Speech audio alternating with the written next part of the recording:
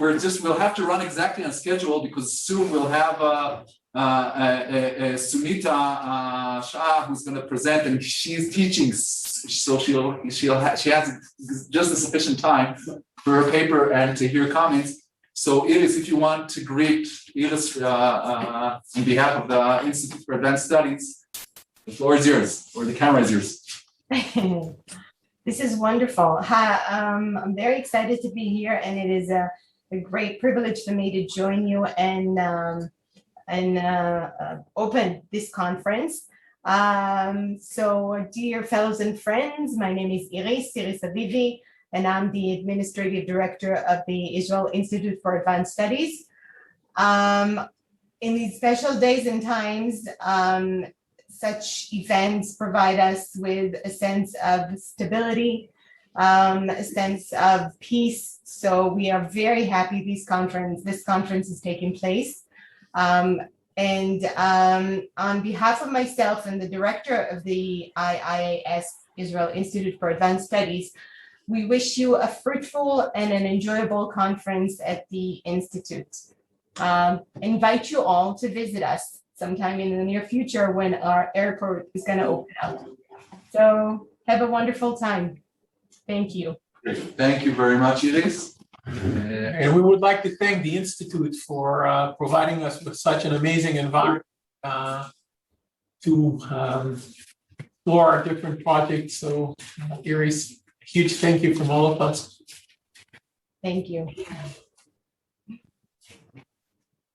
Yuval, Yeah, so I'm actually the chair of our first panel, but before I will introduce the esteemed participants in the panel, I want to say a few words about our research group and especially about the person next to me, Adi. We have a joke in our family about Twitter, and that people say I'm humbled to share the great news, and how people, in a sense, nowadays are always not really humble, but try to present themselves as such. But Adi is a genuine humble person, because if you notice, he keeps adding Gideon and my name to every email he wrote about both the research group and the conference. It's very kind of me to send you all the time emails, right? I know, that's my virtue. So Adi really is the engine behind the research group and the conference. 3 or 4 years ago, when I was working on my focus on kind of behavioral ethics and other areas, he came to me and said, corporate law is the best field for you to explore. And we started the project with Gideon, and this led to the research group. And a year and a half ago, when COVID started, we said, what can we do about it? And should we delay it? Should we do it? And I think despite all the difficulties, we really and we helped him a bit, had the chance to really had, I think, a very fruitful year. I think everyone here have been to any of the seminars, have seen the discussion and the really meeting of psychologists and legal scholars and sociologists and many other supporting related disciplines, engaging in one of the, I think, best workshops I have ever been to in terms of how well prepared people were and how good were the papers. So, we had this ambition, the behavioral ethics meets corporate governance, a paradigm shift. I remember when I was younger, I was in one of those Stanford, Yale junior scholar workshop or something along those lines, where supposedly you get like mentoring. And one of the professors said something about, and I think I said something about, I want to create a new paradigm. And he said, we'll be happy if you get a job to create a paradigm. This is very few people. So I don't know if we managed to really lead to a paradigm shift, but I think we enjoyed trying. Also, I want to thank Barak, who's really did all the kind of making sure everything will work throughout the year. Really fantastic. And he baked the cookies. Yeah, really fantastic work, and again, no humbled and nothing, just did the work and really make sure everything worked smoothly. And now we come to this conference, and I think everyone in Israel is kind of sad, the sad times. and no one, in a sense, have a mood for any conference. But I guess as a scholar, so this is the only thing we can do is to do good science. So we should focus on that, and hoping this somehow will help. I don't know how, but I don't know, bridge borders. So this is one of the, I guess, international things that science can do is to bridge borders. So this is the introduction. Now let's move to presenting the participants. So we have Sunita Shah. I will be the first presenter, and we actually going to do the discussion exactly following her paper because she is teaching immediately. I guess not immediately after, even in the middle of the panel. So we will, she will present, and then we'll discuss her paper. Only then move to the second paper. Sunita is a associate professor of management in the Johnson Graduate School of Management in Cornell, and visiting researcher at the Russell Sage Foundation. She already presented in our workshop, and we discussed there, the fact that she was a medical doctor who decided to improve the ethicality of doctors, but by doing that really improved what we know about disclosures and about conflict of interest. And she won so many awards that I don't even want to start to count, but she's really, really a fantastic scholar, and we are happy that she will start. I'll actually present maybe all the participants now. A commentator on this panel is Geneviève Helleringer. She is on the faculty of Oxford Law School and also law professor in ESSEC Business School. She also writes a lot about the interaction of behavioral and legal and law, focusing on various disciplines, and written a lot of fantastic papers, and we were lucky to have her as the commentators for the two papers. She was also a member of our group during the whole year, but obviously because of COVID, this was done virtually. At some point, we hope she will come to Israel physically. The second paper in the panel is written by three authors. So it's Adi Libson, who I mentioned before, really a fantastic scholar from Bar-Ilan, started his career as a tax law professor, then did this marvelous move to corporate law, and knows so much in so little time, was really able to, no one could tell that he was ever a tax law. And it's really a fantastic co-author and colleague to have. Gideon used to be our colleague in Bar-Ilan, is now in Hebrew, and also University of Pennsylvania, really well-known scholar, well-published, and probably all of the law reviews. I think probably the only law scholar in the world that published in all the top, 30 law reviews. And I don't think I'm exaggerating. I don't think many people have done what he did. In terms, but is other than really much more times. the prolific scholar is really a great friend, and was always fun to have the lunches in the institute because of his unique sense of humor. And Holger from Harvard Law School, Holger Spamann. Also, we were not able, despite the efforts of everyone, to get him into Israel, but I'm sure we will succeed at some point. But he was a really loyal participant in our research group. We thought of getting him in through Jesse's suitcase. Jesse was able to come in, but it didn't work out. Ask Jesse later how. Holger, I managed to sneak in the bear that you have as your icon. I mean, it's here with us. Well, you don't know where I am exactly. But I know where the bear is. Holger's in my apartment in Jerusalem. So Holger is really also a fantastic scholar, and probably also one of the few legal scholars who know anything about statistics and empirical research. And so it was really a pleasure to have him in our group, and always making sure that everything related to empirical work was done properly. So those are the three authors of the second paper, and without further ado, I will give Sunita the stage for 20 minutes. So 20 minutes. Sunita, I hope you are there. Yeah, and Yuval, may I just clarify one thing? So Sure. I will respond to both papers at once, right? No, because Sunita, when do you need to leave? No, but Sunita will present, then we'll have comments because she will have to leave because she's teaching. And then the second paper, and then you can you can still comment on both papers, but then Sunita just won't, we'll send her a recording. Okay, Lovely, lovely. perfect. Thank you so much. It's wonderful to be here. I'm looking forward to presenting this short paper. Can I share my screen? Can she share her screen? Yeah, you're supposed to be able. No.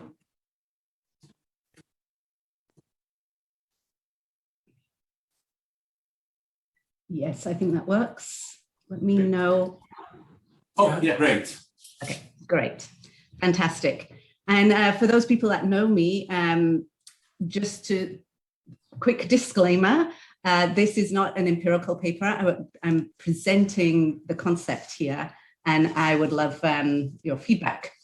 So this is a paper done in conjunction with Richard Larrick at Duke University called The Professionalism Paradox. A strong self-concept of professionalism can increase our vulnerability to conflicts of interest.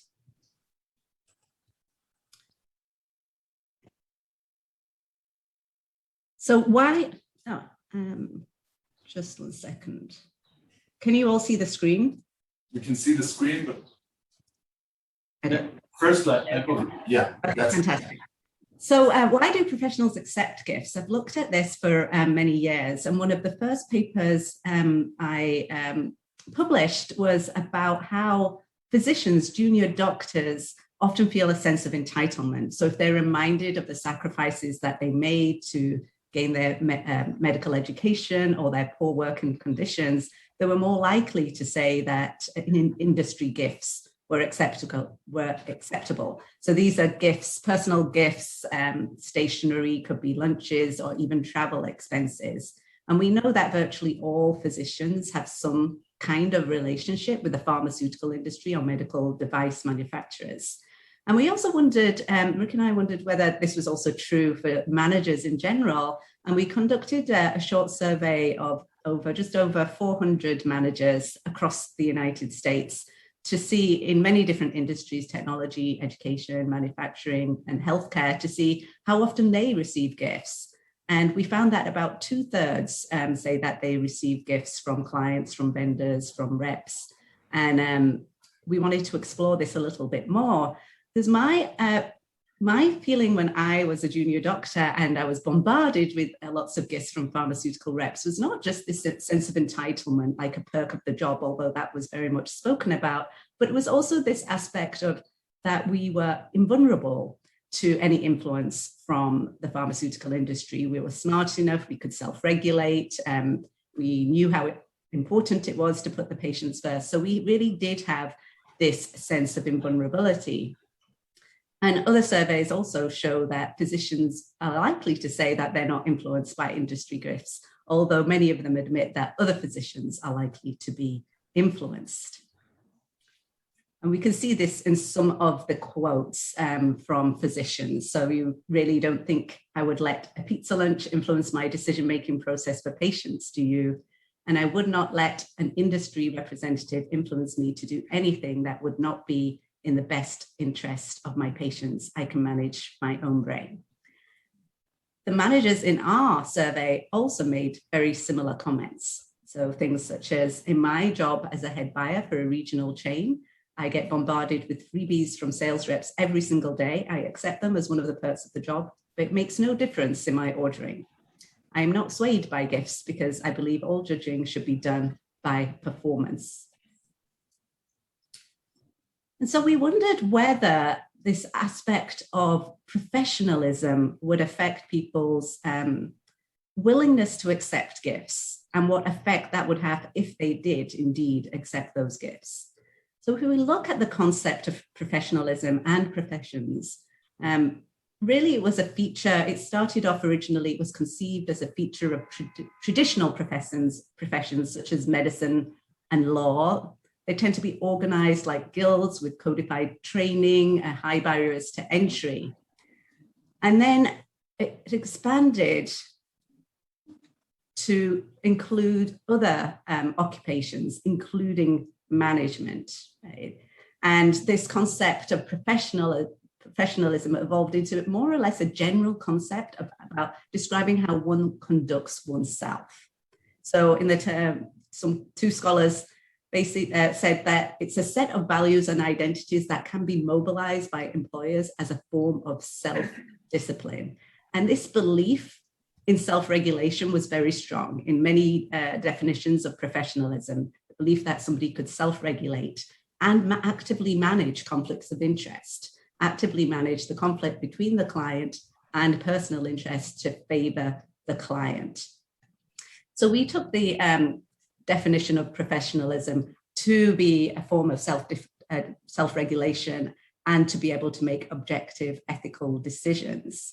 We wondered what this sense of professionalism would, what effect it would have on managers' behavior at work if you had a high self-concept of professionalism. And we were quite bold to make these statements in terms of that the more professional people feel they are, that the ability to make objective decisions and self-regulate the influence of small gifts, the more likely they are to accept gifts and to be biased by gifts. So I would like to explain why we came up with this particular theory. We incorporated findings from judgment and decision-making into a conceptual model. And we felt like this aspect of this domain of judgment and decision-making was really lacking in the professionalism literature and the domain. So even though professionalism has maybe the common view is that it's a desired trait in organizations, we felt that this view was very much one-sided and there could be some potential harm. So this is our two-stage model of safeguards against bias, where managers decide in stage one whether to accept a gift or not. And if they choose to accept it, then in stage two, they attempt to self-regulate that gift. But we know that stage two is really difficult to execute. It often fails. And so therefore, we argue that if you have a strong sense of professionalism, it has a self-defeating consequence in that your belief in the self-regulation at stage two means you're more likely to accept gifts at stage one. And once the gift is accepted, your strong sense of professionalism and the accompanying belief that you cannot be influenced could actually lead to you undercorrecting influence at stage two. So there's some prior research that shows that the more objective you feel you are, the more convinced you are that this is reality and you're less likely to work hard to correct for bias. So the consequence of this strong self-concept of professionalism really, therefore, is that managers become more likely to accept and succumb to the biasing influence of conflicts of interest. So this is what we call the professionalism paradox. So I'll explain each stage in a little bit more detail.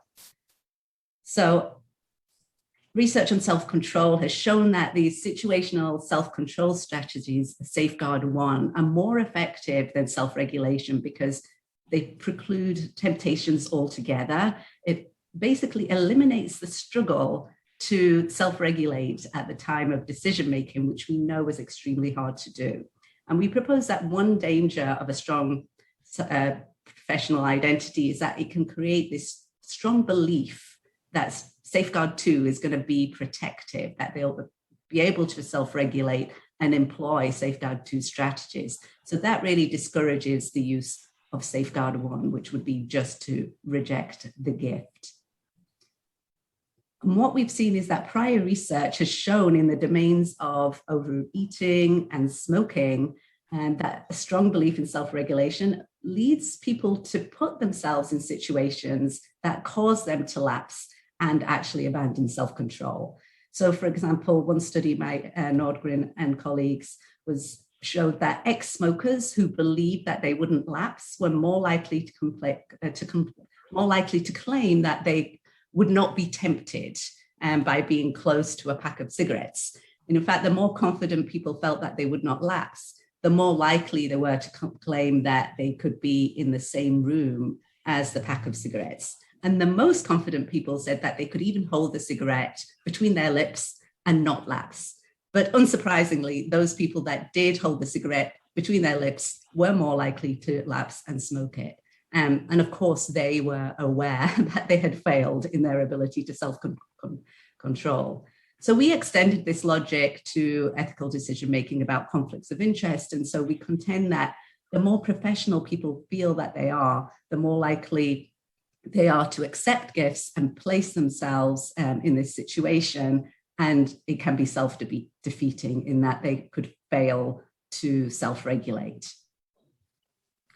So if we go to safeguard 2, which is self-regulation, prior research has shown that a strong belief in one's own objectivity led to increased rather than decreased gender discrimination in hiring decisions. So the people with a strong self-concept of objectivity mistakenly assumed that their preferences were valid and unbiased. And so confidence in one's own objectivity was the facilitator of discrimination as people became more certain that their preferences were objective reflections of reality.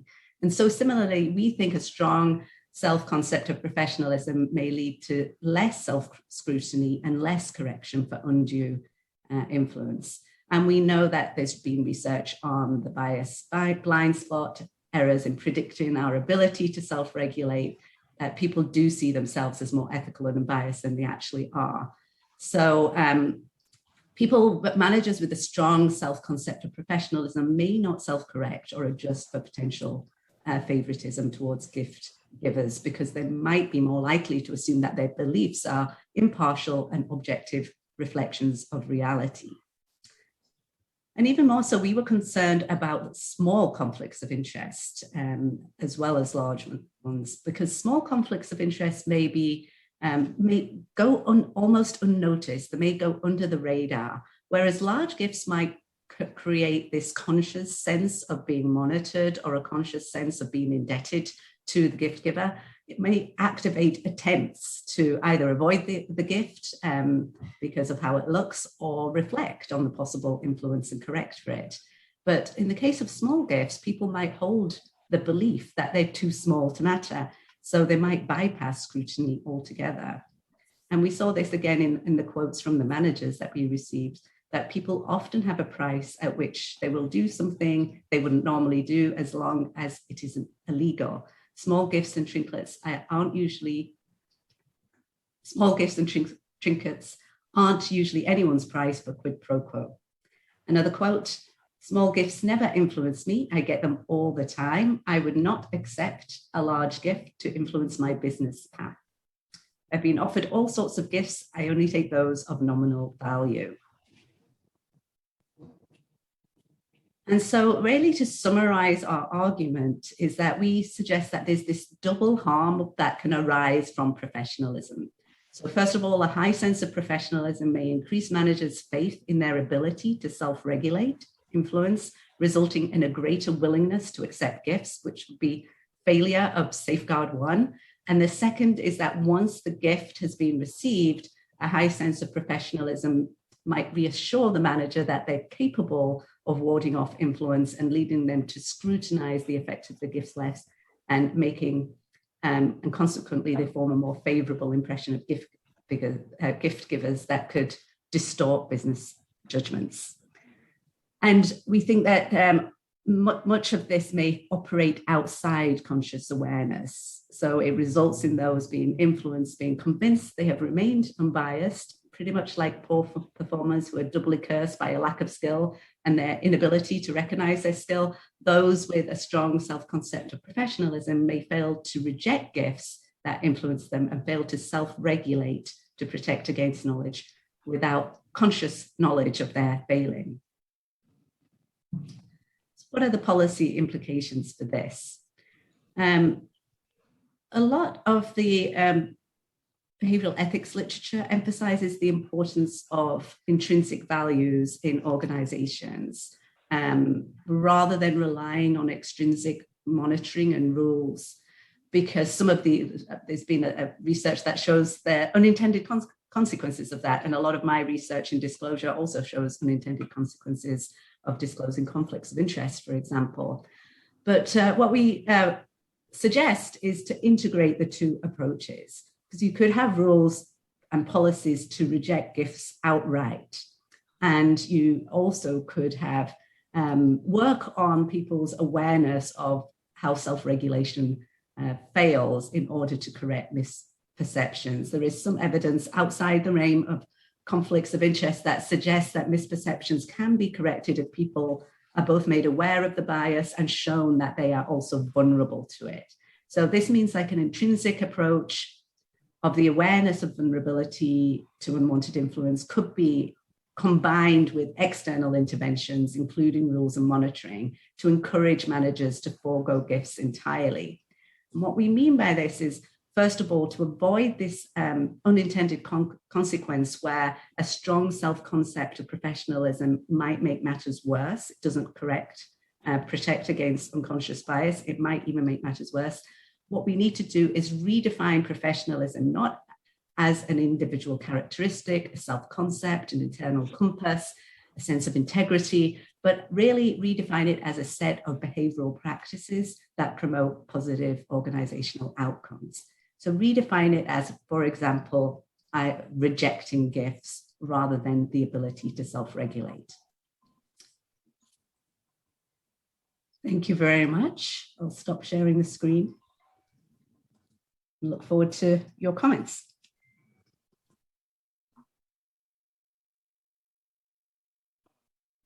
So for now, we have on Gideon and then Gideon, then myself, and then Amir. Oh, hi, Sunita. Thank you very much for this wonderful paper and for joining us.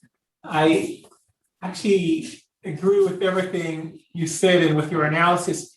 I just wanted to highlight another potential motivational force that I think is quite strong at stage one. I know that you focus on professionalism and how professionals think of themselves, but the problem with rejecting gifts is not just this belief that, well, I'm not going to be affected by it. It's very difficult to do irrespectively of your stage two, because it is almost embedded in us that gifts is something that should be respected. You don't want to offend the giver. And actually, it can help you because sometimes the small gifts come from people who don't have a lot. And for them, you feel especially bad about rejecting a gift from such a person because, look, you're harming her self-pride, self-respect. You may accidentally, inadvertently give her the feeling that her gift is not worth enough, not valuable enough in your mind. So I feel that precisely for this reason, your policy recommendations are just great. There should be a policy across the board that gifts are not allowed, and that's the only way out. I mean, then you can express your gratitude and explain why you can't take the gift, why it is a risk for you as a professional. So I thought that this could help your analysis. Thank you. Thank you. That's a great point in terms of the offense, because even as a professor, if a student offers you a gift, you're in the same situation that it would be, you might cause offense if you reject it and insinuate that they're trying to influence you in some way. Right? It does give a signal of mistrust to that person too. So yeah, that's a really good point. Thank you. Okay, so I also just Sunita, I'm sorry to ask, when do you need to leave for your? You have time? I have to leave just after 9, so around 9:05 at the latest. No. Oh, okay. Okay, so I wanted to also ask a question. We already have Amir and Geneviève and Max and Adi. If anyone wants to ask as well, please write down, or if you're in the room, you can. So I wanted to ask, might be somewhat related to what I think Max wrote in the chat. But so you talk about professionalism, but as you kind of say toward the end, in a sense, this is a question that undermines the notion of intrinsic motivation altogether. So like in previous work of myself and kind of this notion of the law of good people, I was trying to say, don't trust people, and the more people are the worse because, they feel I'm such a moral person, then I'm great and I'm going to comply. And this is a mistake that everyone around them. You focus on professionalism, but you could also, I think Max alluded to a different aspect, but you can think about many other attributes which might cause people to overestimate how good they are. You can think about religious people feeling, okay, I'm religious, so probably I will know to be careful, and then they might, in a sense, according to your analysis, might be more susceptible. So in a sense, my question is, why only professionalism? Why, in a sense, couldn't we see your argument as a whole attack about intrinsic motivation? Because, if you cause people to feel there's something good in you which will prevent you from doing bad things, we end up in a situation where we cannot predict ex ante how many of you will make those, fall into those ethical biases. Yeah, that's a really good point. And there has been previous research. I think I mentioned the research on the self-concept of objectivity and gender discrimination. There's also been research showing that the more an organization claims to be meritocratic, the more likely there is discrimination within the organization too, which would back up your point really about that. The reason we focused on professionalism was because of this two-stage model, and because conflicts of interest, which is my main domain of research, many definitions of professionalism include the aspect of managing this conflict between the personal interests and clients. The other aspects that you're talking about, I'm not sure if it would be the same psychological process. So that's why we don't want to overclaim and say anyone who claims to be anything is, you should actually think the opposite, because some of these claims might be due to different processes. It might be due to moral licensing. We're not claiming that with professionalism. That might be one aspect of it, but our two-stage model really is about this belief in self-regulation. And since that's an intrinsic part of professionalism and the definition of professionalism, that's why we focused on that. Okay, Amir? Yeah, so thanks for this paper. From what I heard, I think it's great. I look forward to reading it. 2 points. One, where I come from, which is mainly fiduciary law, your framework or argument fits perfectly well with well-established doctrines that take a prophylactic approach. So don't lead me into temptation. I won't be able to resist. That's basically the idea. And the question or the suggestion is, would you generalize or extend your argument to disciplinary panels? So if professionals cannot judge themselves, why let them judge their fellows? Why not take them directly to court? So I'm thinking about lawyers, of course, right? And ethical panels of lawyers. If we take your argument and extend it, we should be against disciplinary panels as well. So can you describe those panels a little bit in more detail to me? In way, disciplinary proceedings against lawyers who, make offenses and that do not, may not be sued for, but would be subject to disciplinary complaints in the bar. So basically, your argument is also an argument could be. I'm asking more than claiming. Could be an argument against district ethical panels by the bar, by any profession, basically. Professionals should not judge professional. Right. Yes, I would want to know a little bit more detail about how the panels are comprised, how the people are selected, whether there's any rigorous process in them. But right? That if it's like the accountants wanting to self-regulate, right? And Max would know a lot about this. There are beliefs, and we have a lot of quotes in the papers about how we should look at the characteristics of the actual people in the profession and take the character traits and take the values of professionalism, integrity, and the other aspects. So it is, I would agree with you, it is very difficult to self-regulate and for professions to self-regulate. So potentially it could be extended into the ethical panels that you're talking about. Max?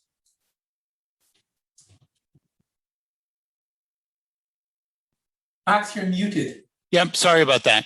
I wasn't ready to be called on. So all of this is fascinating. So on Amir's comment, I was actually thinking about what about academics evaluating academics accused of ethical challenges. It sounds pretty similar, and yet I've never even heard that question, that sort of if an academic is accused of unethical action, should we bring in people from outside of academia to evaluate that charge, which seems to be a logical piece that would follow.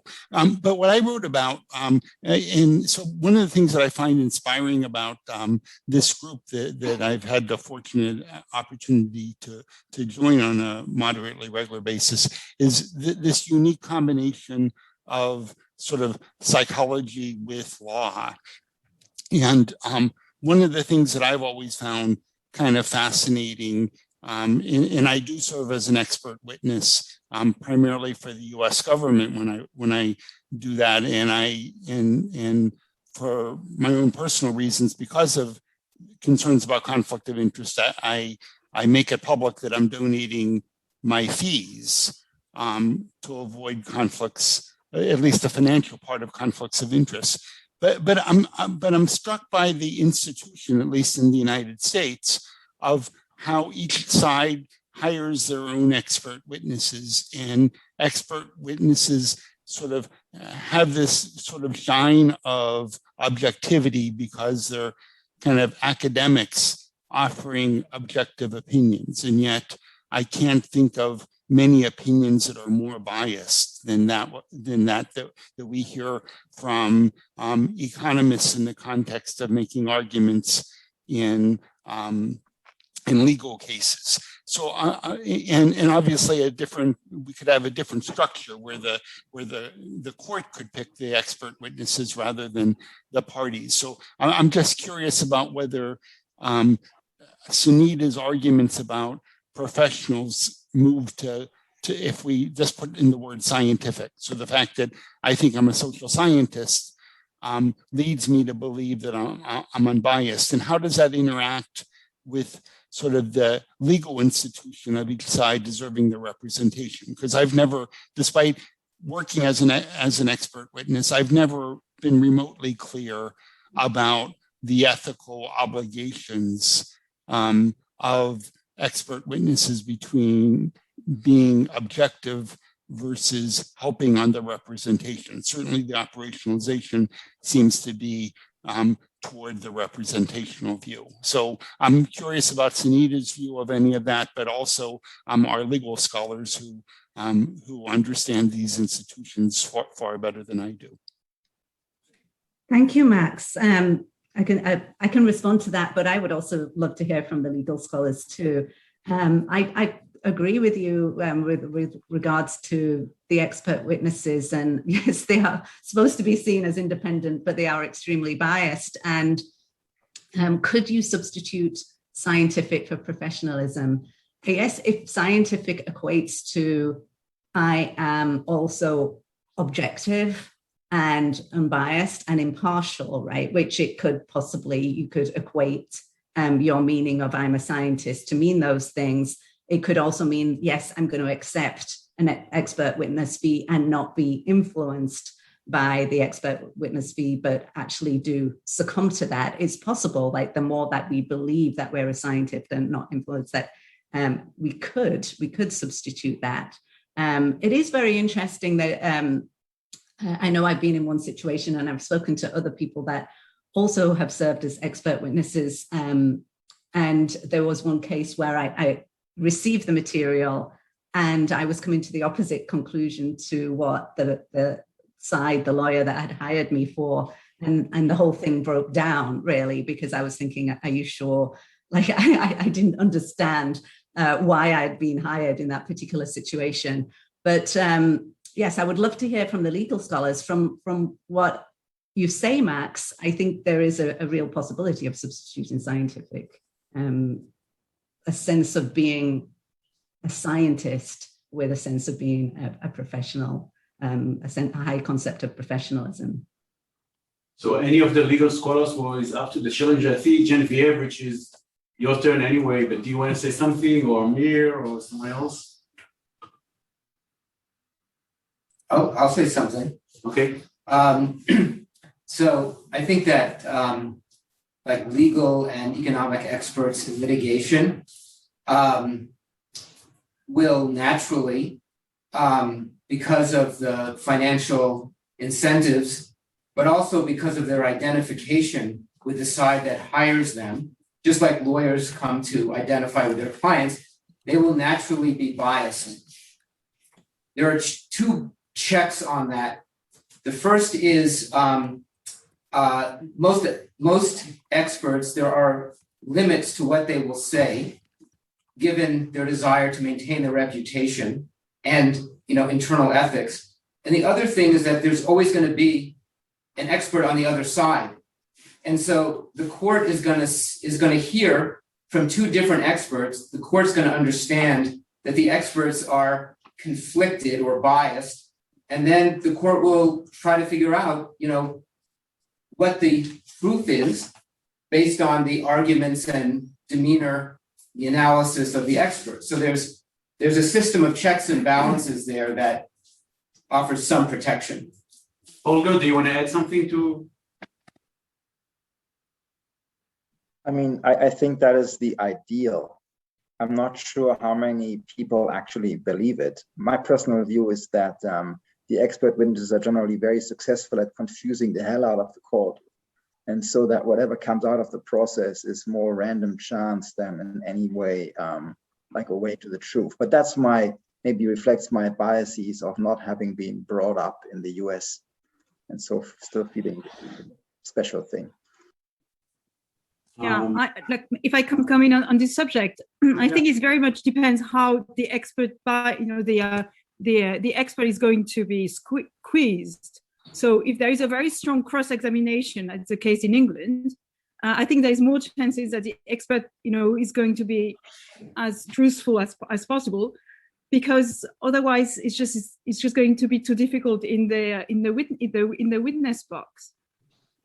Though I absolutely agree, and I understand with what Holger and Jesse said. Again, same is true for arbitrators. So you can say, "Oh, I understand. So my duty is actually to make sure that my side was understood, and then I give as objective as possible the judgment, or as objective as possible an advice, but just make sure their concerns understood," which I think is a way to reconcile the tension, or to go through in the tension. Anyone? So Geneviève, it's also your turn to ask. Holger, okay. Oh yeah. So it's just a short. Just very quick, Geneviève. I just recalled something that might be relevant. So I have two colleagues at different universities who've looked at expert reports in financial valuation cases. And what they report, and Jesse knows this too, is that these experts do things in these reports that they would be laughed out of court had they been they would have been laughed out of a seminar room had they made those arguments. And so that at least suggests that they are really trying to pull the wool over the judge's eyes. And then of course the judge, again, the ideal judge will see through it, but one at least has to wonder if the judge really were so perceptive, would they even try to make those arguments? One has to be doubtful. The guy in the corner. Yeah. No, I know, okay, so Michal and then Gideon, and then we go back to Geneviève to your next. No, he's after you.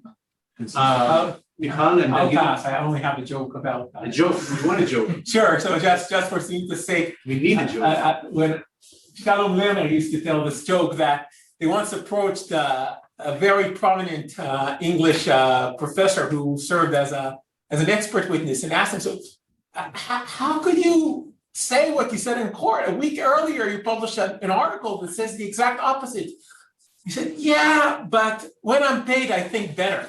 So, so Sunita, that sums up Holger's comment. Okay. Sorry about that. Michal, do you want to add something to this discussion? I think maybe one helpful example that will support this is that in Delaware courts, Leo Strine several times pronounced his frustration with the fact that they need to make some determination about the valuations based on the experts. And I think, if I'm not wrong, part of his justification to his decision in the MFW case, going private transactions, they basically decided to give a certain procedure that will move this to the business judgment rule with less scrutiny, and basically will remove the need to bring experts to the court. So he said, I'm gonna choose the path of improving the process with the hope that this will bring the result closer to a real market result that is not tainted by conflicts, rather than having to bring the experts and let them determine. Because I think the MFW case will be helpful. It's either in the case or somewhere else that he talks about it. I can't remember, but it's a significant move that Delaware court took several years ago that really reduced the use of experts in the court for valuation purposes. Great, thank you. That's really helpful. Thank you so much. So we have now Geneviève, and then Adi, and then I'm sorry, Preston. I'm sorry, I'm not saying it. Yeah. Correct. So You have Geneviève, correctly pronounced it, right? Yeah. your turn, Geneviève. Just in the interest of time, just a short question. I wonder, Sunita, whether the problem is not so much professionalism, but the idea, the concept of professionalism, but the self concept. So that the problem is actually in the self, because I think the suggestions you're making is actually, let's turn these pretend professionals into real professionals with, a strong code of conduct. They should, something which actually is very similar from what you see in real code, in code of conduct. Avoid conflicts. If you have a conflict, you have to ask to this and this and that. So yeah, this is I was just wondering whether you were actually suggesting that managers should become professionals. Right. Yes, it is in the definition of what do we view as when somebody said that they're a professional, that person is, if you have a strong self-concept of professionalism, what does it actually mean? And if you take it as this character trait, it's very different than if you actually define professionalism as a set of behaviors, like repeated behaviors that you do on a day-to-day basis. And if we can redefine professionalism to be that repeated set of behaviors, then I think it changes what we mean by I'm a professional. Currently, a lot of people use that term, and it's being used as arguments to avoid self-regulation of to keep self-regulation of professions because of the integrity of the characters involved in the profession. But if it was a set of repeated behaviors, and that we could redefine professionalism in that way, which would be great. Adi? You can skip me. Prasenjit, do you want to? Yeah. Okay. Can you hear me? Yes. Okay. So the question is to Sunita. Actually, coming from a philosophy background, I was interested to hear about the moral requirements, or rather a framework of moral requirements, which can motivate a certain kind of self-regulation in the agents who are supposed to be professionals. And these moral requirements will require certain normative standards to be met, not just legal standards or institutional standards, but standards which are normatively coherent and self-consistent.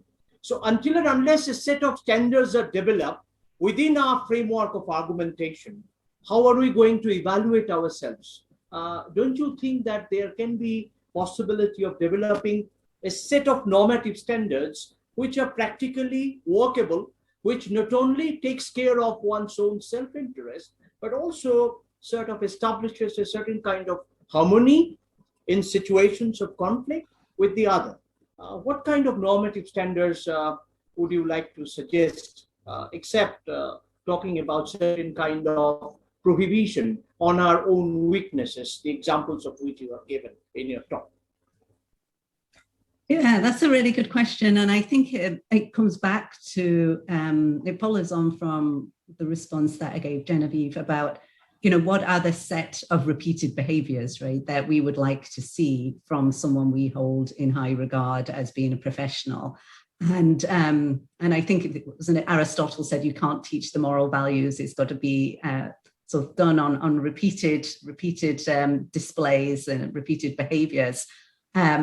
And so we could come up with a set of standards that, once you do it, it becomes automatic, right? I will automatically decline these gifts.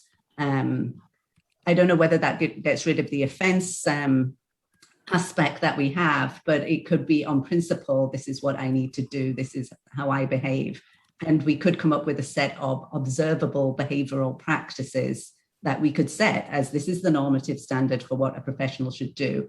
And it's on observable behavior rather than on things like self-regulation or things that, or the amount of bias that you show, which are really unobservable and hard to determine.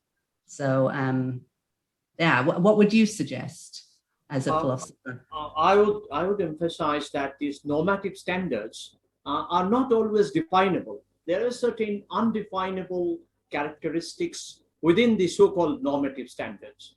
And there comes the role of values. What kind of value? The idea of goodness, the idea of being altruistic, the idea of being tolerant to a totally different point of view. And some such values, that can trickle down through this observable behavior as well. How these values would be inculcated within the kind of normative world that one conceives of is an important question. Whether institutions come in the way of setting such normative standards, or whether the institutional standards actually fall short of consistent ideas of normativity, also needs to be critically examined in this whole process. Whether this kind of a procedure can be carried out by being situated in an institution or in a kind of a managerial position is a matter of responsibility undertaken by oneself. Of course, it is to be granted and sanctioned by certain authorities in a certain context. So how do we negotiate this difficult terrain is the most important question. And that is not entirely observable, I would say. And that is where the danger comes in, right? If we go with values, even like the altruism aspect, then it becomes difficult to reject gifts, and it becomes difficult not to reciprocate. And this is where some of the concerns seep in terms of where we draw the line between sort of the intrinsic value-based approach and the observable behaviors. So the last question for this panel, for this talk, before we move to the next paper, is Aaron. This should not be the last one. This is like a question slightly related. So I'll say it quickly because I would type it if I had a keyboard. But do we know that rejecting a gift doesn't create conflict of interest? Because I feel like I would very unpleasant rejecting a gift from someone, and that might create a conflict of interest of itself. In that you want to make up for rejecting the gift. Yeah, I feel really bad for like telling the student, no, take your wine back. That's something that our keys are done for me. I think it would, yeah. I'm not sure it's symmetric. So what triggered this was Aaron, be honest, it's more like a biscuit or something that you're getting from your student. I teach you the time now. I don't know what's happening. But what triggered us was this idea that the nominal value is sort of monotonously related to my willingness to reciprocate. And I'm not sure it's monotonous, but I think that rejecting the gift might actually create, so accepting a trinket is going to be, I'm going to feel like, seriously, that's all, that's all I've worked for you. And rejecting a very expensive gift would create a conflict of interest, or might at least. I think rejecting a gift might set up different dynamics, right? In the, rather than like, I don't know whether I would call it conflict of interest, but it might set up different dynamics in your relationship with that particular person. So I think if there was a policy that people should just not offer gifts because gifts cannot be accepted, I think that eliminates them. It makes things very, very clear what behaviors are accepted and what behaviors are not accepted. But I haven't looked into whether rejecting the gift, how it changes the dynamic of the relationship, right? I could see numerous hypotheses for how that could be, right?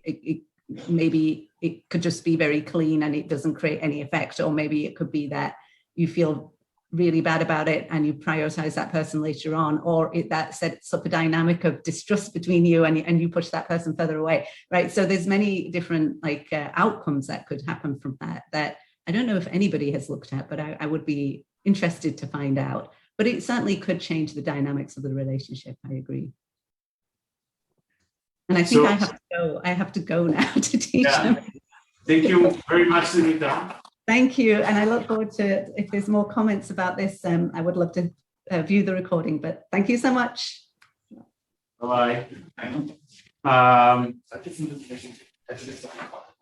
Yes, so our next, Gideon, you're not. He's teaching. Oh, you teach? Oh, okay. So the next paper by Gideon and Holger. So the floor is yours. Okay, I'll just share it.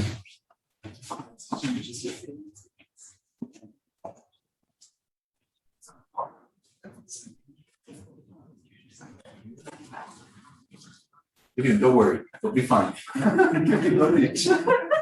All right. I'll say some nonsense, but I left you some soup in the microwave. Okay, you can all see it? Can you all see the screen? Yeah. Can be seen. Okay, great. So I have first to admit that I do things in the last minute. So my co-authors barely had the opportunity to see this PowerPoint presentation. Gideon had only a short glimpse, and Holger. So once again, any mistakes here are not his fault, but only mine. Okay. So in the literature, in the scholarship, mostly we know loyalty as the company is a desirable trait, because essentially loyalty is an antidote to the agency problem, right? So not only it's a direct antidote to the agency problems, to reduce it by reducing the need to monitor the employees as they are more loyal.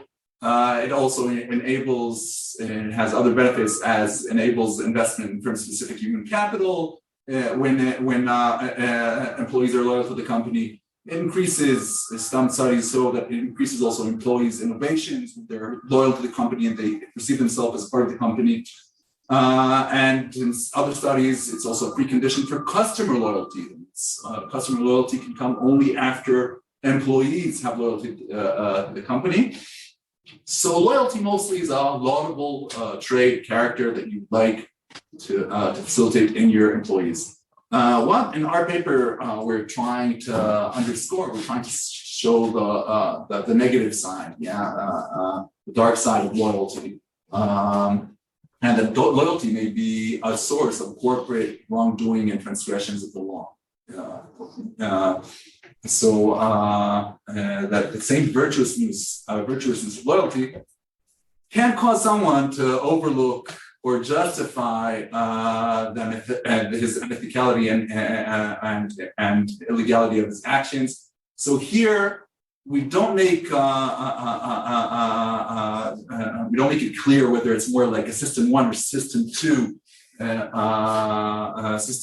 mechanism. Whether it's more people overlook it, as a system too, or they morally they're aware, but they justify it to themselves as a system one mechanism.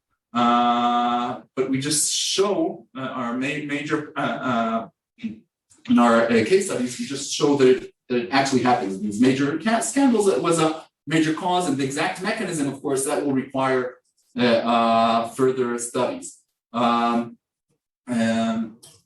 Previous studies, some of the most important ones, I think, were by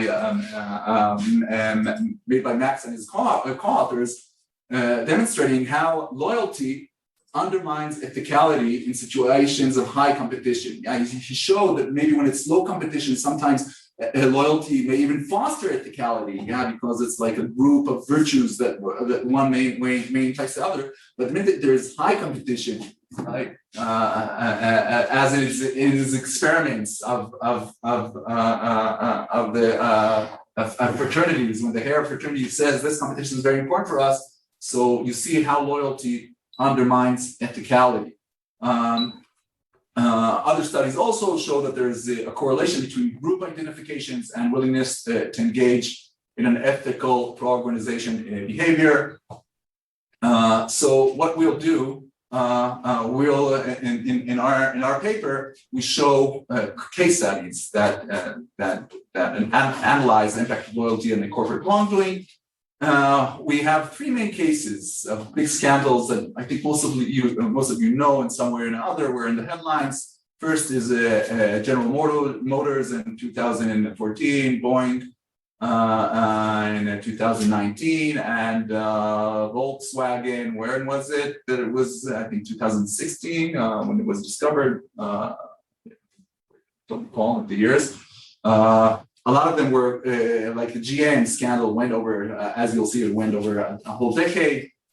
And the purpose of these case studies is twofold. First, is like to demonstrate the point that how loyalty was a driver in some of these largest corporate scandals. The other is to try to identify through these case studies the factors that generate negative loyalty. That in further studies is worth examinations and more a function of raising hypotheses that may be worth to pursue in further research. So the first story is the story of the GM Ignition switch of the Cobalt model of the Chevy. Also, there were some other models in the I think Pontiac Eon, or no, the Eon is Saturn, but the main model was a Chevy Cobalt, in which there was a switch that caused, because there wasn't enough torque, that caused the engine to shut down suddenly in the middle of driving, and also the airbags don't work, and there were over 100 deaths between the years 2004 2014 caused due to this problematic switch. The main person behind the scandal was a mid-level engineer, or at least GM's claim, Raymond DiGiorgio, who he was the mid-level engineer who was in charge of the switch. And he, at the beginning, he supported the use of the switch to help, because that was the cheapest switch. Just to get you the numbers, like the switch that wasn't problematic was $1 more, something like that. But still, in terms of cost cutting for GM, as you'll see soon, there was a very strong culture of cost cutting as the most important thing. And he didn't receive, at least from the reports we read, he didn't see any direct compensation he received for those lower costs. Now, of course, it will be always hard in all these case studies exactly to decipher between this loyalty and between some kind of personal motivation, right? So even if if it's not pecuniary, you don't really see any bonuses or anything, but still your job, your chances of being promoted or losing your job is stronger. So it's very hard, right, to disentangle between the two. But at least in these cases, what we could say that there is no direct, we didn't see any direct pecuniary self motivation and incentive, excuse me. So in 2006, even though at the beginning DiGiorgio didn't want, at the beginning he pushed for that switch. 2006, when they understood that there may be a kind of a problem, and he brought up to a committee, like to the production committee, that maybe this to change the switch, and the production committee denied it. Yeah, exactly, because of those extra costs. So DiGiorgio, what he did then, he changed the switch because it was a $1 thing. He was able to do it. He changed the switch and ordered a new switch from Delphi, which is the company that also partially owned by GM and provides some of the parts. A new switch without changing the serial number of the switch. That means that no one knew that there is this kind of change without telling anyone, and this created also, on the one hand, DiGiorgio, it looks like it also benefited GM, the fact that there were no records that something didn't work in the past and now is working, and in some sense it really benefited, it's the best, it benefited GM, but it also had a negative impact in the sense that GM, some of the models had these problems, but others, like the newer ones, didn't have the problems, and GM tried to understand why the later models didn't have the problem, and because there was no nothing to document like this change, and this serial number was the same, so GM wasn't able to detect this problem. So GM took an independent report of a former U.S. attorney, Anton Lucas, and one of the things he found that in general, there was a very, one of the center's mantra on GM is exactly his cost is everything. And many employees which he interviewed repeated on this mantra. Some say, yeah, that really this cost cutting permeated, permeated the fabric of the whole culture. And more than that, regarding that means that cost comes first, then safety. A number of GM employees reported that they did not take notes at critical safety meetings because they had the sense that GM lawyers were against it. Of course, nothing documented, nothing. Yeah, only maybe emphasis is lawyers write smart, but that was the practice in GM. And the aftermath of the GM is that Mr. DiGiorgio was fired from GM and was singled out as the main cause of the scandal. And DiGiorgio, really, in his interview in the New York Times, he had a very big sense of betrayal. He said, "All what I can say is I did my job. I did not lie, cheat, or steal. I did my job the best I could." So we think, at least, that this GM case, again, all these cases are, especially cases that go over a decade, and you have more than one person. It's really, you have several causes, and like I said, it's sometimes complex, this completely disentangled between the different sources. But with these, it looks like this is a major cause here. Was, excuse me, someone has the volume. Yeah. I was going okay. to chat. Yeah. No. Yeah, it's a no problem. So Mr. Giorgio, as I said, I feel betrayal, and our point, when you see the case and you read the Lucas report, a 200 or 300 page report, it looks like that his loyalty to the company is, like you said, like the reason why he did like it changed without changing the serial number.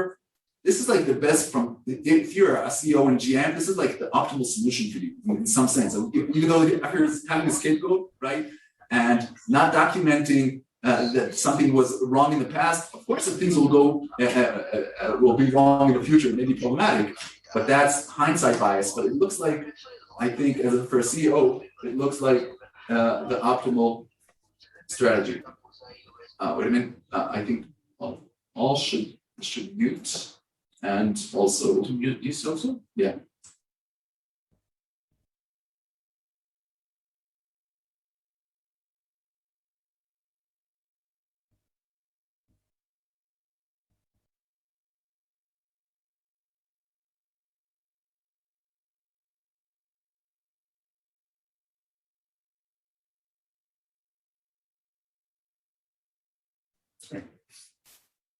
Okay, everyone can hear it fine?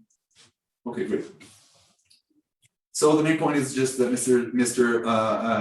his loyalty and doing the optimal thing for the company without having any direct compensation and without having even some kind of clear connection, professional connection.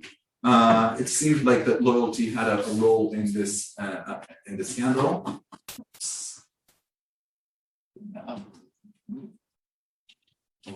Okay, so now we turn to the second case study, and that's the Dieselgate study, where Volkswagen used a defeat device to circumvent the EPA's emission test. Yeah, they had these new diesel engines which weren't up to the US emission standards. And what they did, the defeat device does that a few codes in the computer of the engine. And it recognizes when there is the interval of a test, and then it just changes the pattern of the emission standards in order to have lower emissions that will qualify.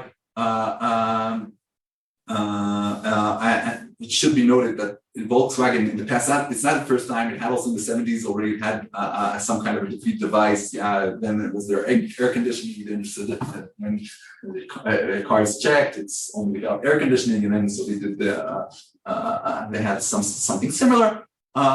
It's not it's not the first time, and maybe also a small thing. The gray also was discovered through like these engineers in West Virginia and everyone like university that just connected some part and just drove with Volkswagen.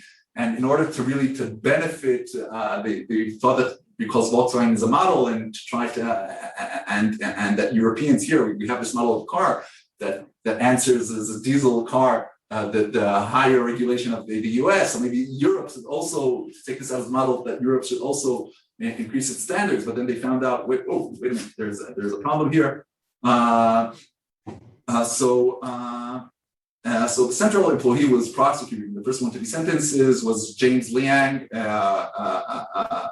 was a senior engineer and was in charge of the diesel engine. And we don't see any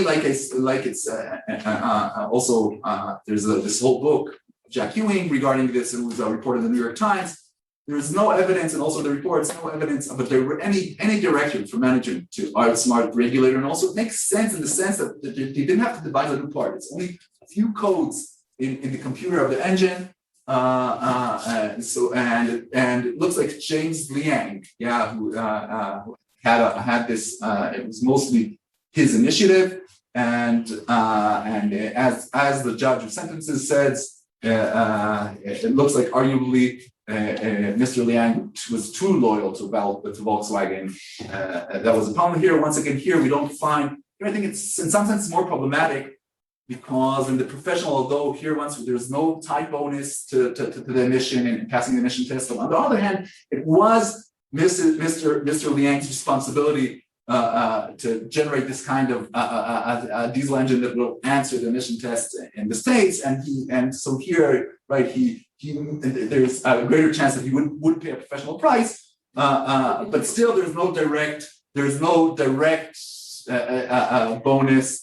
Or pecuniary benefit or clear benefit for passing it. The third case study is the case study of Boeing, and in 2010, Boeing is always in strike competition with Airbus. But what happened in 2010 is that Airbus launched its A320neo, which much improved also energy consumption and in many parameters. And suddenly, Boeing found itself losing its market share, even like with the very loyal American Airlines was the first time thinking of switching and purchasing Airbus. So this can be a disaster and can lose its market share. Right, you have here only two actors, right, and if one actor is better, so the other actor can really other player can really lose out, so they understood they have to devise a new airplane that will compete with the A3 as fast as possible. and for that reason, also all the managers had in their room, they had like a countdown clock towards the scheduled first flight. And every meeting, every employee would come and see this countdown clock. But the problem is that the plane had a stalling problem. And in order to correct that problem, there was this kind of system that was adopted in the plane, MCAS, maneuvering characteristic augmentation system, that practically made the airplane when it's stalled. When the airplane stalled, the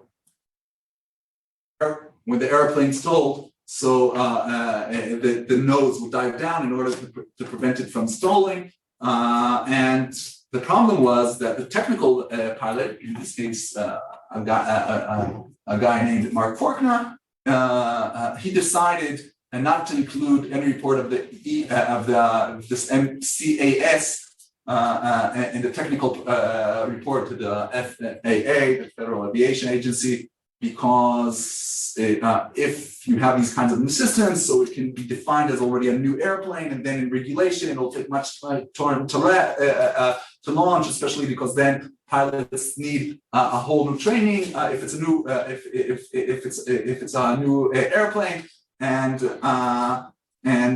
so Mark Faulkner decided not to include the MCAS in the report of the FAA. And they thought that it's not a problem because really it's not a problem correcting this problem anyways. It shouldn't, and they really looked like they really thought this way. This is not a crucial thing. And in one of the emails Mark Faulkner wrote, I want to stress the importance of holding the firm, but there will not be any simultaneity training requirements transmission from the NG to the MAX.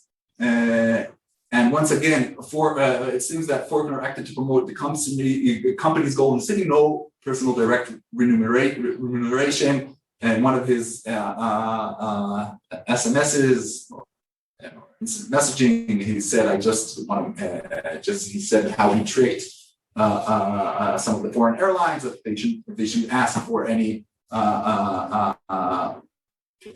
pilot training. And he said, I don't believe, like I'm saving this company so much money, even though that I don't get anything from it. So that's what he even says. The consequences are, I think, known to all of us. Two crashes from which over 500 people were killed. The fact that the system was not in the manual contributed to the inability of the pilots to prevent the crashes. It took them a few more seconds that may have been crucial. So now the question of what are the policy implications for this point that loyalty can be lead to wrongdoing. So one of our points is first thing enhanced, in contrast to what we mostly think, right? The loyal employees we can leave alone. No, there has to be enhanced monitoring of loyal employees here, because we don't want to crowd out. On the one hand, it's a delicate right, and I think it's impossible to find the optimal point. Because of course, once again, loyalty is a good thing. We don't want to crowd it out. So it may be good to use a covert monitoring system. Without, of course. Has to be also legal, no privacy infringements, but covert is possible not to crowd out the loyalty, but on the other one, there has to be some monitoring also of loyal employees. And the other policy implication is, once again, this is a bit, I have to admit, like the policy implications, at least from my point, are here weaker. Again, just emphasizing the message, right? And every time that you have a goal, not a goal, you can't have like a cost cutting is everything, where everything has to be added, every mantra, right, in these goal purposes, reminding as long as it's legal. And that's it, I'm finishing. I'll leave you the objections. That's the part and the future research, like there are 2 points, like I said, that you can see from this that we thought of, and from the case studies that may be interesting to examine further in studies similar to the ones that Max had conducted already. first thing, I think one of the things when going over the Boeing Airbus case study is that existence of an arch rival, right? Like Boeing Airbus is like one of the classical, that you have really this 150 billion sector, that you have really two parties, that's it. And it's really an all or nothing game. And they know each other, yeah, because you can have even, to refer to Max's point, you can have sometimes much more competition, high competition, when you have a sector with many players. But the fact may be, even if you have less competition, but you see the eyes, you know who it is, and if there's like this arch rivalry, like in sports, this may enhance loyalty even more, even if it's even lesser competition. The fact that you have this arch rival, that's one point that was maybe worth examining. The other one is that having a non-pecuniary company goal also may increase the probability that loyalty will cause wrongdoing. I think this is like the case in Volkswagen. Volkswagen, you go over the case, you go over the book. One of the things you really feel Volkswagen, also already from its inception, whoever knows the story, like Hitler, right? And he really started the company in some sense and wanted a Volkswagen, a car for everyone, and wanted to make that was not the profit, but mass production. And in some sense, till today, you can see it that in the annual reports that they're very emphasized. We want to be the biggest in the world. We want to cross Toyota, and they're even ready to pay in profit. It's like their profitability is quite low. It's like a profitability in most years of 3%, which is low for the car industry. And they want to be the biggest, and that's the goal. And sometimes having, once again, these goals, which are not only the profit maximizing, but which other bigger goal. This may lead and be more problematic in terms of this negative loyalty, and that's it. And I open up the floor. So, actually, Geneviève, I think, has, right? Even before we open the comments, Geneviève is here.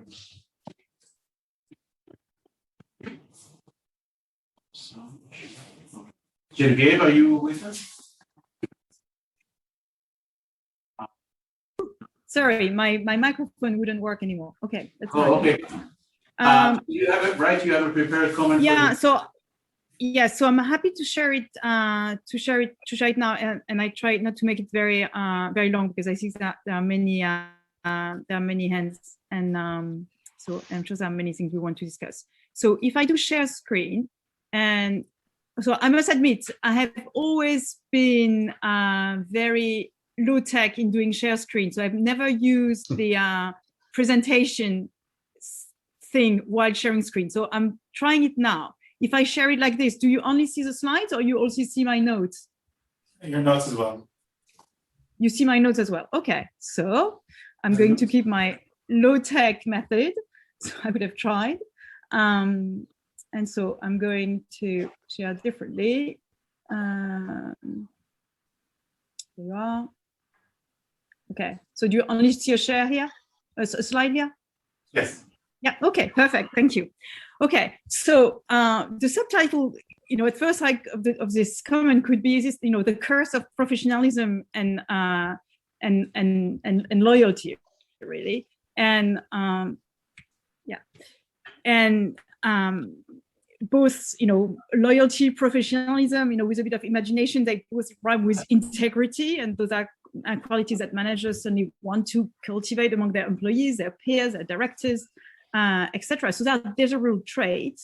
And but the two papers we read invite us to look beyond appearances and explore the dark sides of each.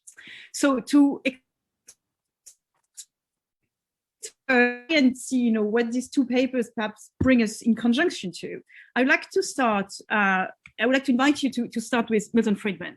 So why Milton Friedman? Because Milton Friedman is not a softie, right? So he cannot be suspected of putting ethics too high on his agenda. So perhaps it's a good starting point, just to have a demanding perspective on what we are interested in sort of ethics, behavioral ethics in corporations. And so what does Milton Friedman has to say? It's a very famous sentence. There is one and only one social responsibility of business. Social responsibility of business is to use its resources and engage in activities designed to increase its profits.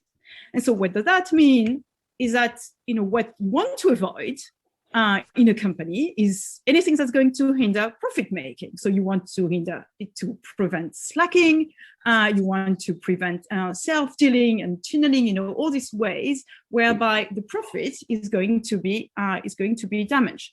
Knowing that this has often to do with the employees, the directors having their own personal agenda, which is not fully aligned with the interest of the company. So there is as we say, an agent principle conflict here that is not necessarily doesn't necessarily turn out in behaviors that are illegal, but that can nevertheless be harmful behavior.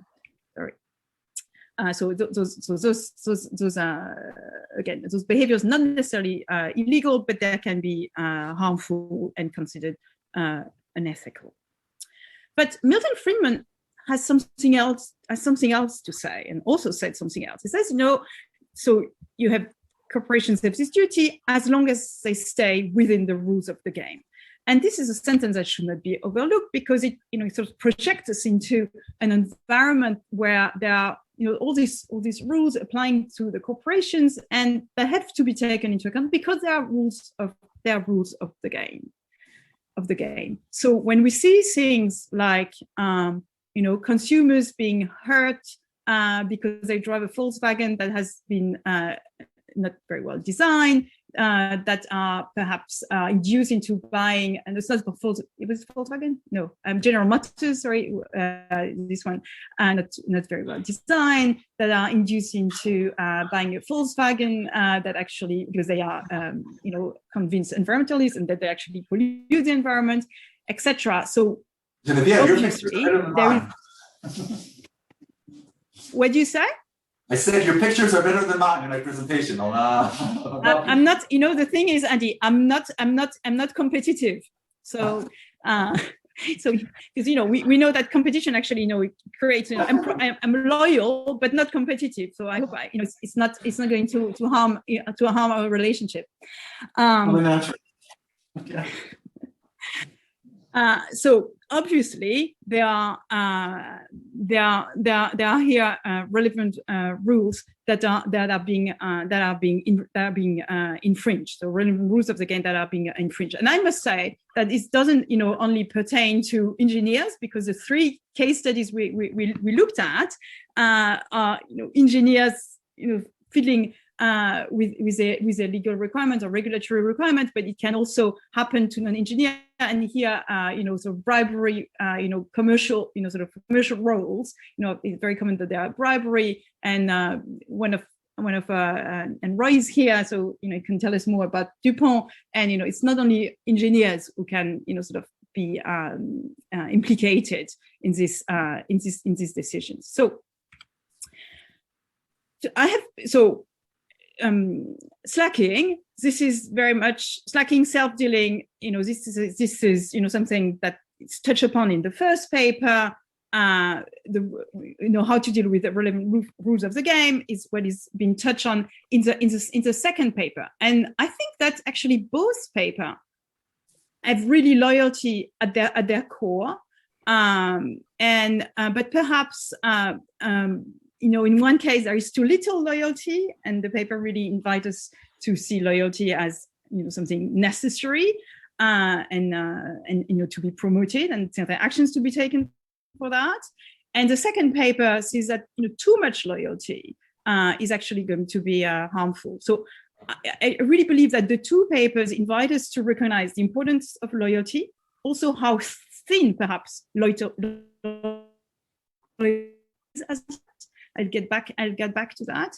And that is key to recognize that there is more than one sort of loyalty. And finally, and this is how I finish my comments, it's also interesting to see that policy recommendations are actually very similar in both cases.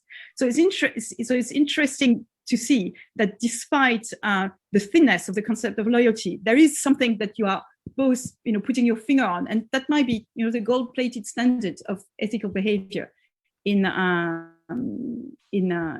corporations. So let me go back to the first situation, slacking, the self-dealing, and how is it possible to sort of to fight to limit this situation. So how is it possible to have insiders act in a way that is more selfless? I'm not sure about the English here. And Sunita so usually, and this is the first few pages in the paper of Sunita. So professionalism is what is really requested. You want people work hard. People who actually take their job demands seriously. So even though Sunita doesn't refer to loyalty directly, I think it's really implicit that what she's hinting at when she's describing the positive side of professionalism is that it does create loyalty. So then, if we look at the second paper and in the case studies about breaching the rules of the game, here what is really necessary, we understand, is to be able to actually stick within the rules of the game, and this is the role of compliance. This is what compliance has developed for, to help company remain within the rules of the game. And here the authors tell us, and loyalty of employees here is going to be something that you need to be aware of. And again, this is true in the 3 case studies they give us, but we can broaden the scope to things like, again, bribery, which I think is very interesting. For the seminar, we for some of our seminars, we mentioned Siemens, which I think is a wonderful example of another case study where what was really at stake was this. There are new regulations, and then people in the company loyal to the company or considering themselves to the company. So, how we're going to change the way we behave so that we can sort of bypass this regulation even better, or we still can bypass this regulation. So what I want to say at this point, so having, I think, hopefully made the point that loyalty is at the root of the two of the two demands that are on that exist for corporations. So pushing back slacking in self-dealing and sort of self-interested behaviors in general, and also complying with regulations is the fact that really we're talking about two different types of loyalty. I believe that the paper Adi, Holger, and Gideon, gave us is a paper about group loyalty, and so they took it. They describe it as impersonal loyalty to the firm. I'm not sure about this impersonal idea. I think really what we're talking about is group loyalty, organizational loyalty, which I think was the group loyalty with the notion or the term that Max and his co-authors use. So this has to do with tribalism. It has to do with patriotism, if you want to take an image and an analogy. And and how does it translate? It's always useful, I think, to see how it translates for us academic. So this is the over loyalty potentially to our lab or to our university, especially the competition between Oxford and Cambridge, for instance. And in the paper, you write loyalty is perceived as a moral virtue. I believe that it's actually quite controversial whether loyalty is a moral is a virtue and a moral virtue. So there is a communitarian whereby it's the foundation of moral agency, and you need to be loyal, because you need to understand or construct your very identity on your group, and therefore it's necessary to be loyal in order to be moral. It's a communitarian view. There's also a universalist account which takes the opposite perspective. So our moral principle should not pay attention to how others are connected to him and to her. So impartiality is required. And so because loyalty involves partiality, loyalty cannot be a virtue. So as far as I'm concerned, if I can chip in my own analysis, I would suggest to look at the question from a bottom-up fashion. And we can at least recognize that there is diversity in loyalty. It's a thin concept. It's not deeply evaluative. Just because of what I just described, there is no conceptual reason to think that just because something counts as loyalty, there is something good about it. There are at least two opposite visions of it in debate. And because loyalty, so group loyalty, involves a tendency towards self-deception, I think it's good enough a reason to think of it as a vice, and actually really distinguish this group loyalty from, other types of loyalty. Other types of loyalty, like, the duty of loyalty. Because I think what we talk about when we talk about loyalty in the context of preventing sort of self-interested behaviors, and promoting behaviors that are professional. So making employees professional in a way, making employees obey to code of conduct, etc. We're actually promoting a duty of loyalty, which is, and I think time is running by, so I won't be very long. I'll wrap in just in a few seconds. But duty of loyalty, which has a very thick there's a thick literature on the topic, and duty of loyalty comes with fiduciary duties, and so other things we could talk about. But I think it has nothing to do with patriotism. I don't think it has much. I don't think it has anything to do, again, with what we describe as group loyalty, but for the word loyalty. What I find, however, very interesting and quite intriguing is actually in both papers, the suggested steps or remedial approach are quite similar. So the idea of identifying, but as in the same way, and it's not as developed in Sunita's paper, but in the same way you can identify sort of uber loyal employees. One could also identify sort of employees who consider themselves as who have too much of this self-concept of professionalism. So identify, teach, so try and teach, and monitor. So those are the three steps that are mentioned, and I think they apply perfectly well in both situations. So perhaps again, these three steps might be like and sort of a rule of thumb to keep whenever we think about ethical behavior in the corporate setting.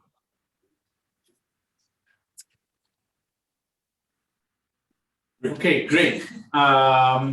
So we are almost in. So we're gonna take 5 minutes from the break. We have four. You also okay? So 6 already. I hope the order is from Donald is the first, or how does it work? It shows the order? Yeah. Okay, so Donald, you're first. I know, actually. No, okay, sure, I'll be quick.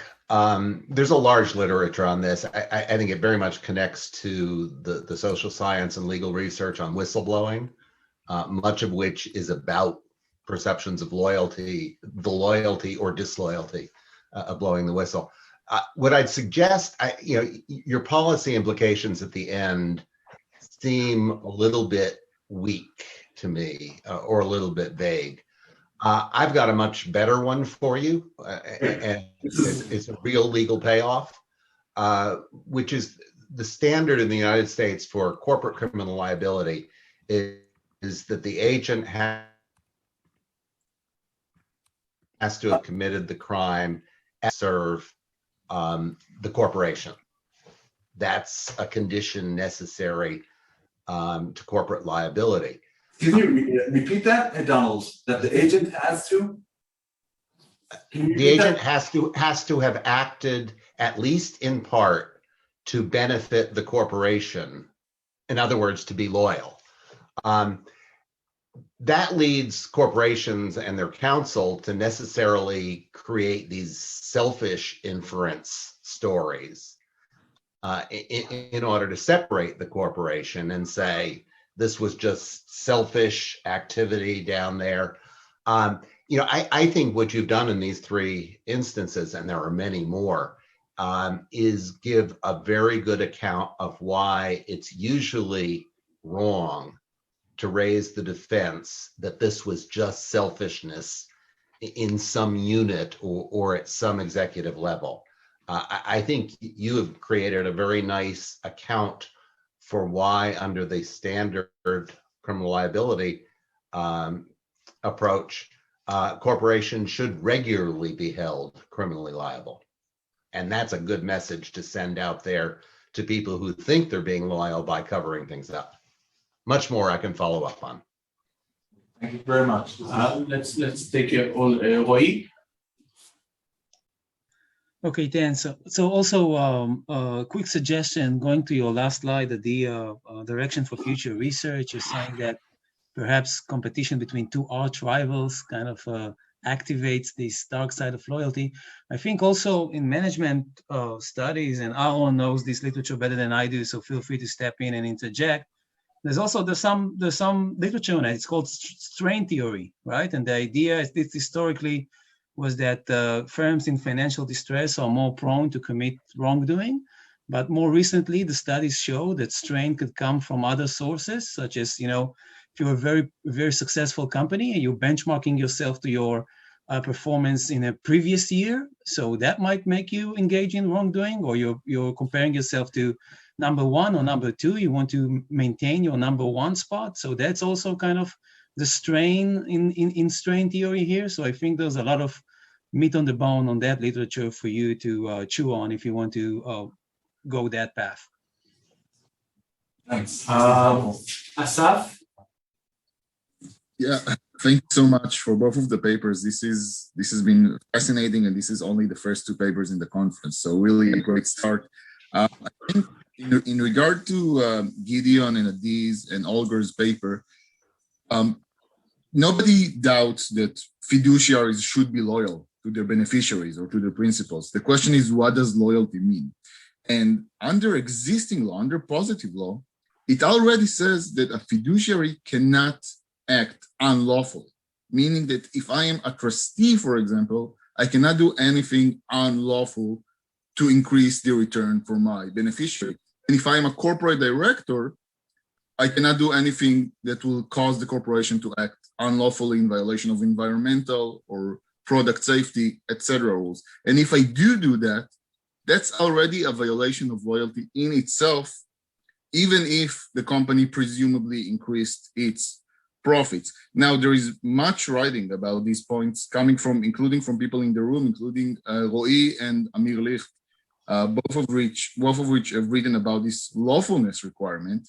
What I would give as a point for your paper is that, at least from my area of corporate law, there are already legal mechanisms that are designed to shape fiduciaries' behavior to be loyal in this lawful way and not in this pernicious, harmful way.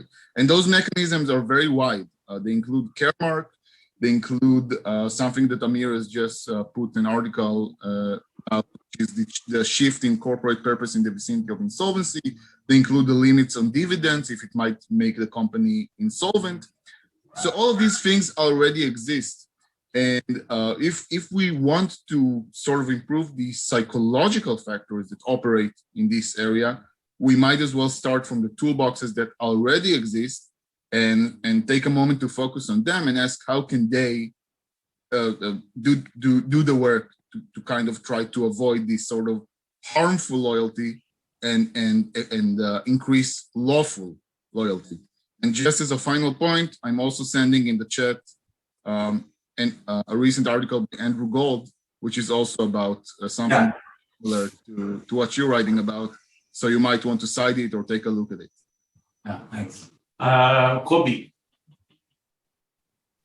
So actually, I had two quick points. I also enjoyed the presentation very much, the discussion. I had two quick points. One, Asaf just stole me. So I also didn't understand why it's, in your view, a breach of duty of loyalty or some sort of loyalty, whatever define when someone breached the law. In your cases, if we are not talking about a situation of a breach of law, maybe you should clarify it. We should say, I mean, they were just taking too much risk, or they were taking legal risk. It's related to your other work, but you should clean up the definition of loyalty, I think, at least from what the discussion. I haven't read the paper.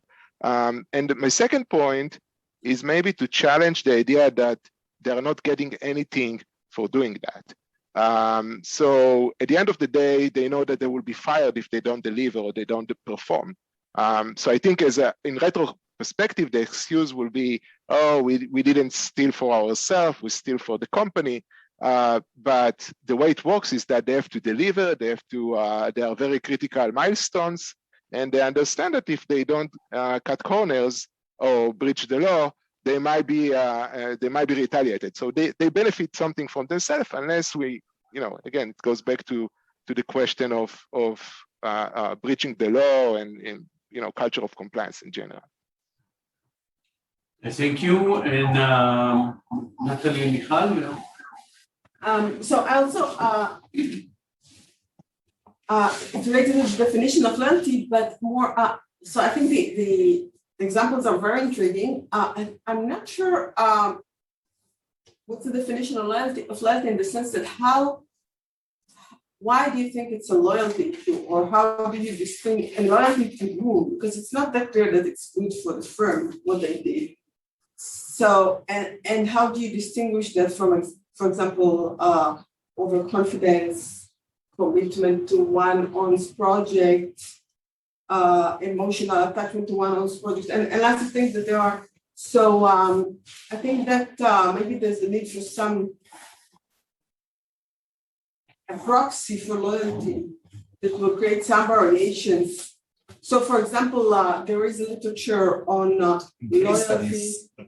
Such case studies, what do you think what can be done in order to clean it up? I think you need to think what exactly do you think when you say loyalty? Because it's not clear it was good for the firm, right? So what can we do? So why do you think? What makes you think it's a loyalty? I think what makes your intuition is that because there's no clear pecuniary benefit, it's loyalty. But Kobe is right that even though there's no clear pecuniary benefit or bonus for this specific assignment, if I'm a top executive and the company is doing very well, of course it's going to affect me. So I mean, I understand. I think do you think in a case study it's possible to refute this hypothesis? I mean, you're right that there are other. I think that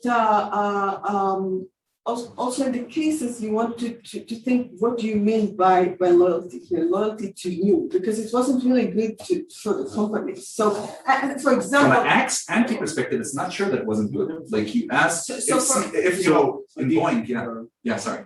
I'll just say one thing. There's literature on loyalty of executives to those who nominated them, and they use as proxy whether or not you were nominated before or after the current CEO.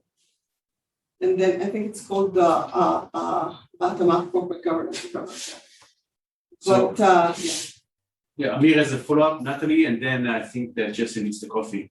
So we'll have to take a break. Just a quick one, following up on Michal. I think Michal has a very good point that I think relates back to Genevieve's comment, which is the notion of loyalty here connotes something that is somewhat different than what we usually, at least as lawyers, refer to as loyalty. So I think what Geneviève termed patriotism or corporate patriotism may have different connotations, because then it captures what Michal is trying to say. This is not something that is done in a targeted way for the benefit of the corporation, right? It is like a misperception of the benefit of the corporation that kind of wraps within itself one's own ideas, motivations, and so on. That's basically it. And Natalie, the concluding question. So I think mine is also relatively simple, similar. Like I wrote down here, like maybe it's not loyalty. Like I was also wondering, it also relates to what Max wrote there. Like can you be sure that not higher people in the company did know about it, were involved, and that maybe they were more like even scared than loyal? Maybe they didn't want to somehow think of a promotion in the future, whatever. Like how do you know that it's like plainly loyalty? with the reports. There's no solid evidence. You're right, always. Just like Max is, where's Max? Max regarding the Volkswagen case, that said he's not sure that even the story there is that the management wasn't involved in this, and I agree that he hinted in his book that looks for sure the cover up they were involved. I mean, the cover up when the regulators were after in California, so they started to lie regarding the cover up. But then there is solid evidence, and there is even in the director level. But regarding, there's no, from what I recall in this book, there's no evidence that management or directors knew about. Yes, I think that there's plenty of circumstantial evidence. I think that's what you lawyers call it. So I don't think it changes any of your point about the activities of the character you focus on. But given the collusion among all 5 major German auto firms and the fact that the regional and national government allowed these sort of murderous activities to occur, I don't think that all that can occur without senior executive involvement. I agree with you that Volkswagen is the most problematic case. I don't think it's problematic. I think that you have the loyalty going on in the employee that you focus on. I just don't think you need to take the company off of the hook the way you do in the slides. I think that the paper is great, and I think that the paper covers it just fine. I'm torn between my professional duty as a moderator and my loyalty as a friend, but I think Thank you very much for these comments. Okay. However, you're welcome to continue. So you can watch us drink coffee, I guess. I don't know.